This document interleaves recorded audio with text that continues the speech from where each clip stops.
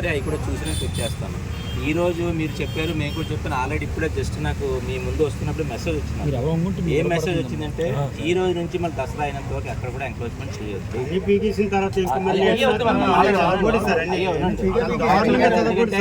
మేము కూడా మెసేజ్ వచ్చింది, ఎవరు పెట్టిస్తాడు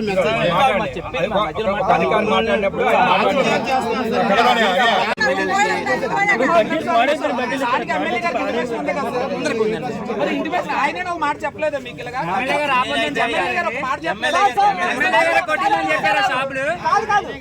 గౌరవ ఎమ్మెల్యే ఉందన్నారు. గౌరవ కార్పొరేటర్లు కూడా ఉన్నారు కదండి. ముందు మీరు ఈ ఏరియాకి వచ్చారు, ఇక్కడ ప్రథమ పౌరులు ఎవరవుతారండి? కార్పొరేటర్ అవుతారు. మరి వాళ్ళకి ఇంటిమేషన్ ఏంటి సార్? అలా కాదు సార్, మీరు అన్నారు కదా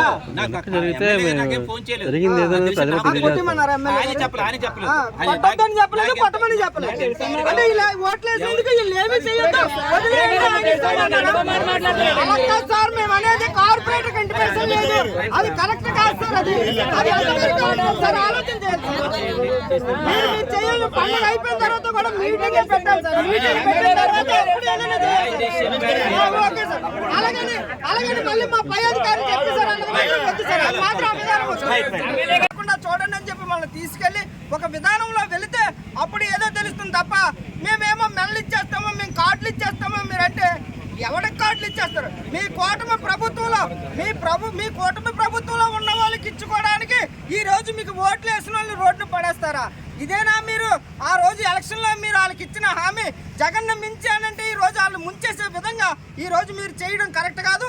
మేము రాత్రి 10:30కి రాగానే మల్సాల భరత్ కుమార్ గారు, అనకాపల్లి వైఎస్ఆర్సీపీ సమన్వయకర్త గారు మాకు ఫోన్ చేసి అని ఉదయాన్నే వెళ్ళి మీరు కంపల్సరీగా బాధితులు ఎవరైతే ఉన్నారో వారికి అండగా నిలబడండి, ఈ పండుగలు వాళ్ళు జరుపుకునే విధంగా మీరు ఎక్కడైతే జరుగుతున్న అన్యాయం అక్కడికి వెళ్ళి మీరు నిలబడండి అని చెప్పి భరత్ కుమార్ గారి సూచనలతో ఈ రోజు మేము అక్కడికి వచ్చి నిలబడితే ఈ రోజు కమిషనర్ గారు పండుగ 4 రోజులు కూడా చేసుకోండి అని, ఈ 4 నవరాత్రులు మీరు నిద్ర లేకుండా చేసి ఈ రోజేమో మెసేజ్ వచ్చిందని చెప్పే విధానం కరెక్ట్ కాదు. మేము ఆయన అడిగాం, శాసనసభ్యులు వారికి విషయం తెలుసా?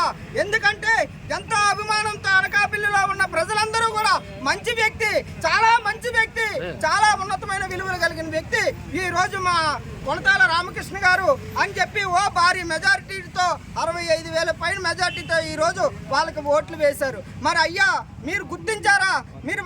మీరు అసెంబ్లీలో ఉన్నారా?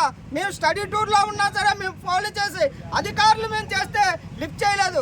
శాసనసభ్యులుగా మీరు చేస్తే ఆగుతారు కదా, పండుగ నాళ్ళు చేసుకుని ఇవ్వాలి కదా. మన సనాతన ధర్మం ఏమైపోయింది? మనం సనాతన ధర్మాన్ని కాపాడాలి కదా, పండుగని కాపాడాలి కదా, అమ్మవారి మాలను కాపాడాలి కదా. అమ్మవారి మాలను వేసుకొని పండుగ చేసుకున్న వాళ్ళని మనం సంతృప్తిగా ఉంచాలి కదా. ఈ రోజు ఈ కుటుంబాలను రోడ్డును పడేసి మనం సాధించేది ఏమిటి? మీరైనా మేమైనా ముందు ఏదైతే షాపింగ్ కాంప్లెక్స్లు ఉన్నాయో ఆ సెల్లార్ల మీద పడి ఆ సెల్లార్లని ముందు పార్కింగ్ ప్లేస్ ఏర్పాటు చేసిన తర్వాత అప్పుడు పేదవాడు రోడ్డు మీద పెట్టుకున్నప్పుడు వాడికి ఒక ప్లేస్ చూపించి వాడికి ఒక కూడు కూడా నీడ ఏర్పడే విధంగా మనం చెయ్యాలి. ఒక స్వీట్ ప్యాకెట్ చిన్నపిల్లలకి ఏమైనా బట్టలు కొనుక్కోవాలంటే 5 రోజులు వ్యాపారం చేసుకుంటే కానీ జరగదు. ఇవాళ బడ్డీలు మీరు చూశారు. గత వారం రోజులుగా ఇక్కడున్న స్థానిక పత్రికలు కానీ మీ తాలూకా ఛానల్గా ప్రచురిస్తున్నాయి. ఆ బడ్డీలు చిరిగిపోయి దాదాపు 50 నుంచి 1,00,000 2 లక్షల రూపాయల వాల్యూతో ఇవాళ అన్ని తాలూకా గుడ్డి కానీ కార్పెంటర్ వర్క్ అన్నీ కూడా కాస్ట్ పెరిగిన వల్ల 2 లక్షల రూపాయల దాకా వాళ్ళు వ్యయం చేస్తున్నారు. అలా కరెంట్ లేకుండా చేశారు. ఎప్పుడో వెండర్స్ జోన్ పెడతారట. మరి ఆ వెండర్స్ జోన్స్ గురించి కూటమి నాయకుల చుట్టూ తిరగాల. ఇంతమంది ఉన్నారు ప్రజానీకం. వైఎస్ఆర్ కాంగ్రెస్ పార్టీ ప్రభుత్వంలో ఎక్కడ కూడా ఏ సంక్షేమం కానీ ఏ తాలూకా ఫలం అందిస్తే నాయకులు ఎక్కడ జగన్మోహన్ రెడ్డి గారు ఇన్వాల్వ్ చేయలేదు. వాలంటీర్ ద్వారా సచివాలయ వ్యవస్థ ద్వారా ఇచ్చారు. ఈరోజు మరి మీరు ఎలా ఇస్తారు? ఈ తాలూకా కార్డ్స్ ఎలా ఇస్తారు? మీరు కూటమి నాయకులు పెట్టే వాళ్ళ దగ్గరికి వచ్చి రేపు మీకు ఎన్నికల్లో ఓటు వేస్తారంటే ఇస్తారా? మిగతా వాళ్ళ పరిస్థితి ఏంటి? ఇటువంటి కార్యక్రమాలు ప్రజలు మీకు మంచి అవకాశం ఇచ్చారు.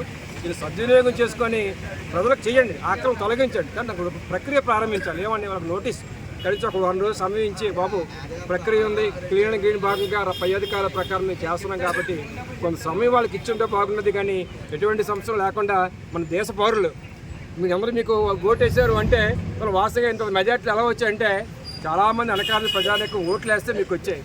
మరి వాళ్ళ తాలూకా రోడ్డు పడితే ప్రక్రియ అయినప్పుడు స్పందించవలసిన అవసరం స్థానిక ప్రజాప్రతినిధిగా మీకు కూడా ఉంది. స్పందించండి. ఎక్కడైనా సరే వాళ్ళ తాలూకా అభిమానం చూరగల విధంగా ఎవరైతే రోడ్డును పడిపోయారో, బడ్డీలు ఎవరైతే చిరిగిపోయాయో ఆ బడ్డీలు ఎవరైతే చిరిగిపోయారో అందరూ లబ్ధిదారుల తాలూకా వాళ్ళకి నష్టపరిహారం ఇప్పించండి. ఇది ఇప్పించి పేద ప్రజానీకానికి ఆదుకోవాలని కోరుతున్నాం. తప్పకుండా ఈ పేద ప్రజానీక తరపున వైఎస్ఆర్ కాంగ్రెస్ పార్టీ అండగా ఉంటుంది. రానున్న కాలంలో అనకాపల్లి నియోజకవర్గ సమన్వయకర్త మాసా భరతకుమార్ గారు, జిల్లా అధ్యక్షుడు గుడివాడ అమ్మనాథ్ గారి ఆధ్వర్యంలో వీళ్ళందరి తాలూకా వాణిని కూడా జగన్మోహన్ రెడ్డి గారికి ఇక్కడ అధికారుల ఉన్నతాధికారుల దృష్టి కూడా తీసుకెళ్తామని మీ ద్వారా తెలియజేస్తున్నాం.